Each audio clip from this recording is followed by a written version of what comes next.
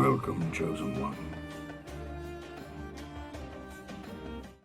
Hey guys, welcome to the Ace of Plays channel and another budget deck slash crafting guide video, this time for Skellige, which is the best faction. Never forget. I kind of explained how this works in the Skellige video, but I'm just going to quickly go over it again. I'll be showing you a budget deck. It costs less than 1,000 scraps. It's heavily based on the starter deck, which everyone should have access to at this point, even if you started your account prior to the new starter decks being released. I will not be including any new legendary cards, because those are really expensive, so it's just epics and a couple of rares. And then I'll be going over some cards afterwards that are legendary or that, you know, aren't really important enough to spend scraps on, but if you get them, they're really good.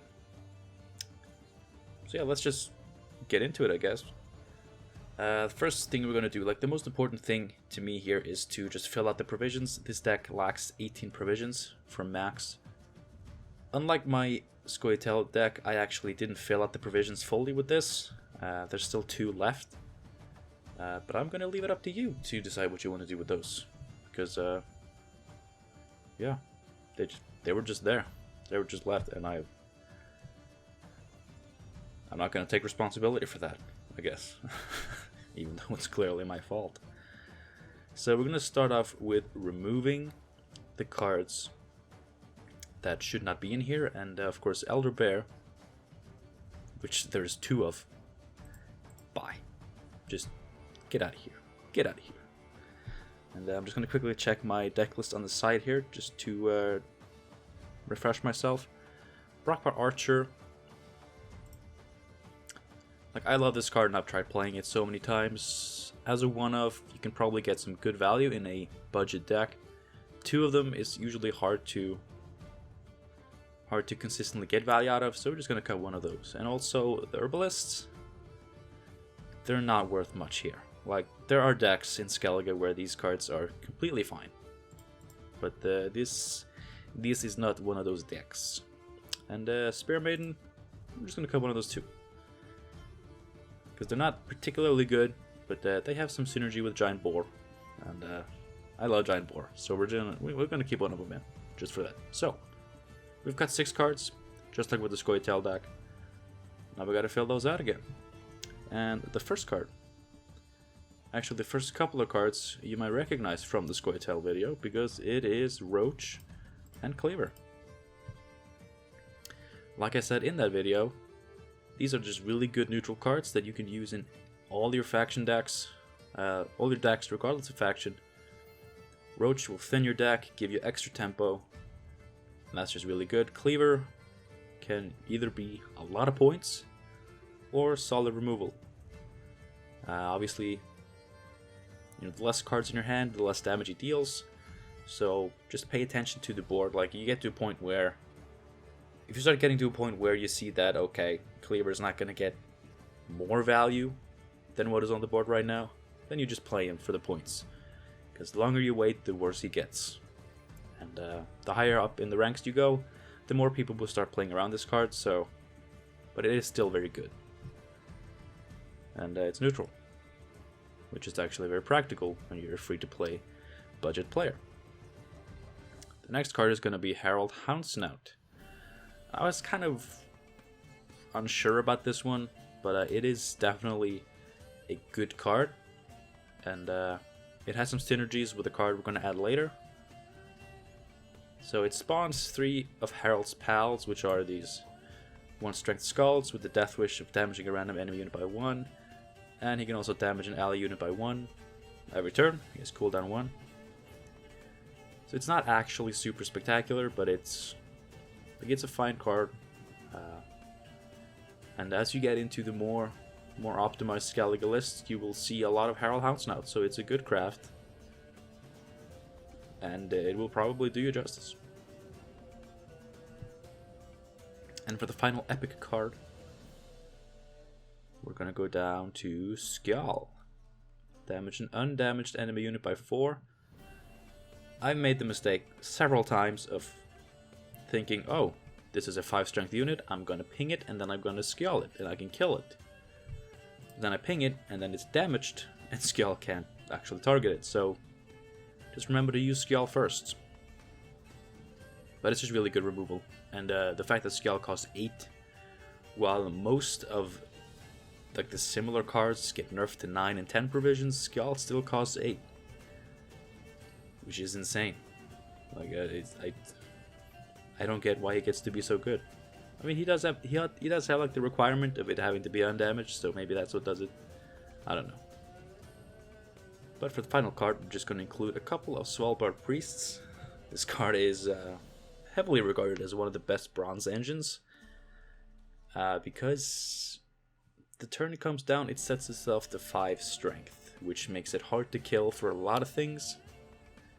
Of course, you know, Skjal with a ping, Cleaver, even mid-game, will take this out. So it's not invincible, and it can be locked, yada yada yada, but it is very good. And it works with Giant Boar. Because you can just keep putting your units next to this guy, he'll damage them by 1, boost himself by 2, so you gain 1 point net value. Then you place more units next to him that you'll get damaged, and then Giant Boar comes down as a pretty big card. Just make sure that if you're doing this on a melee road that you leave room for Giant Boar, because he's melee locked. So yeah, like I said, 2 provisions left over. Do with those as you wish. This deck lacked 1 more provision than the Scoia'tael one, and Crack has 1 more provision than Filavandrel, so I guess they actually have the same amount of provisions in them. But, wait, no, but I've added the same amount of provisions, I guess. So it's fair. But that's why I did this. It's justice. So, how does this deck function now? Pretty similarly to how it functioned as just the starter deck. Herald Hounds now doesn't add much in terms of like synergy, like it's just a good card. You can place your Svalbard Priest next to his skulls, and it will kill the skulls, you know, boost his health by 2, they will damage random enemy unit by 2, and you know, that's just a way to trigger those skulls even if Herald Hounds now gets killed, because often he does. He's still good though.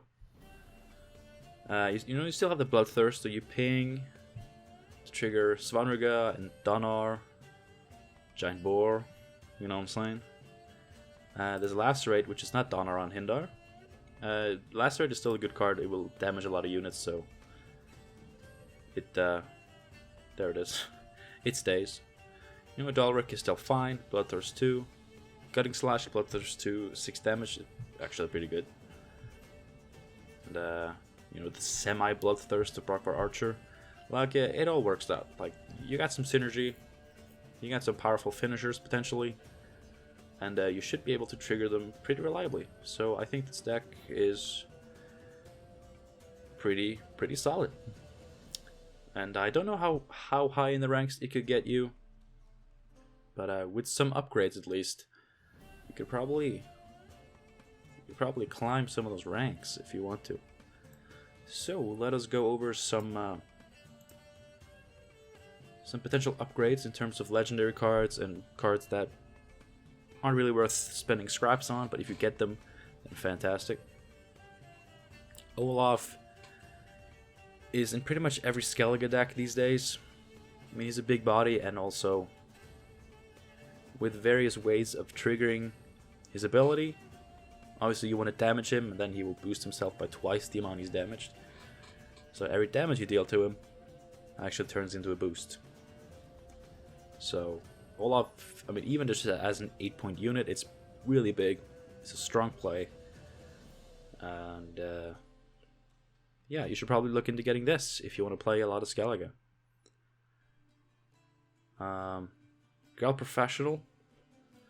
Damage an enemy unit by 3 if its power was a multiple of 3, destroyed instead. So if it's a 6 strength or 9 strength or 12 strength 15, then Geralt will just straight up kill it. And we have a lot of pings, so we can set it up. Like if your opponent has an 11 strength unit, we can easily set it to 9 and get 12 points. So Geralt Professional is often played with Crack and Crate because you can line it up so well. So, and there's also a neutral card, and it's fairly decent in other factions. Scoia'tael also have a lot of pings, so Geralt Professional and Scoia'tael also works really well. But Crack and Crate definitely wants some of that Geralt action. Svalbard Totem is just like it's a card. Like it spawns 2 force strength units on the side, so it's an immediate 8 for 10. And then you can also trigger their Berserk with its order ability. It damages adjacent units by 2, and Berserk, when they hit half health, they will transform into 5 strength units, so it's a 10 for 10 potentially. And if one of these get locked or killed, then if you have Olaf, you can just place him next to it, and you know, that 2 damage turns into 2 boost. So it's pretty good. I guess Aquist, like this is in another starter deck or budget deck that I will show you. And it's a neutral card and it's really good in any faction really. Damage all enemy units by 1. You know, play this and then pop its ability and then play Giant Boar on that board. Can be pretty huge. In a long round, when your opponent has played a lot of units, this is just sick. So, look into that, maybe. Yalmaran Crate, obviously, also a Skellige staple. If you're going to play this, which, I mean, if you have it, you probably should play it. But if you're going to play this, then you should probably put in some higher base strength units, because it cares about base strength for its damage. Like Svanrog is a 6, that's pretty good. And that's fine. But you might want to, I mean, if you have Olaf, that's 8. And also, I'm just going to quickly scroll down quickly.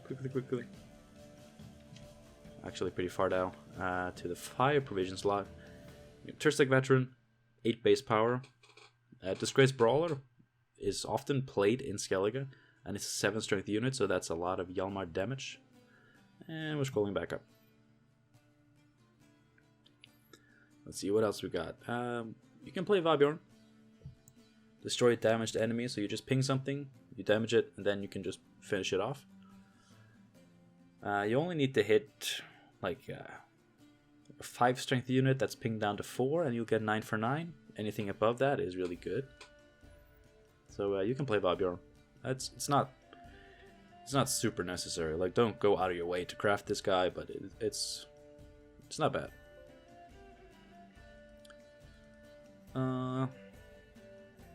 You could play Gregoire.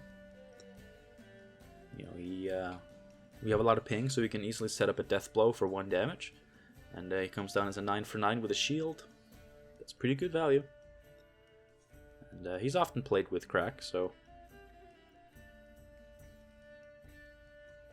keep that in mind. Sigvald is just a decent engine. Does 1 damage per turn. If he goes down to goes down below half. I mean, if he goes down to half or less than half, so he has to be at 2 to deal 2 damage. And he's pretty fragile at 2, so you probably shouldn't damage him down to 2 yourself. But he is pretty good. Let's just leave it at that. Jenge Fret. Bloodthirst 1 for a lock, 6 power, 7 provisions. Easy pickup. Very much played in Skellige. Definitely Crack and Crate because you can always trigger it. Much better than Dorgore, so. But like you're not in a hurry. Like you still have 2 provisions to go off of. But when you start optimizing your deck and you start trying to cut provisions wherever you can, Jenge Fred is actually a very powerful lock. Ulfhedin. Damage an enemy unit by half of its current power. Punishes tall units. Quite easily gets at least 7 for 7, so it's a good card. And a lot of Skellige decks play it. And that pretty much does it. I forgot to mention this in the Scoia'tael video, but I would really appreciate if anyone out there has any more suggestions that you leave them in the comments so new players can scroll down and see. And new players, I encourage you to read the comments in case someone has recommended anything. But that does it for my recommendations. Thank you so much for watching. I hope you enjoyed. I hope you got something out of this. Like, if you want to play Skellige and you're on a budget, I hope that you can get some value out of this. Like I said, 960 scraps. If you have none of the cards that I mentioned. So it's pretty cheap. Like, it's just a little bit more than one legendary card costs, but you get 4 good epics and a couple of rares, and it just fills out your deck, fills up the provisions, and I think this deck is pretty good. The Skellige deck may be better, but that's more because the starter deck was better. But I think I did a fine job, so you should try it out and let me know what you think. And yeah, thanks again for watching. I hope to see you soon. Have a good one, and I'll see you next time.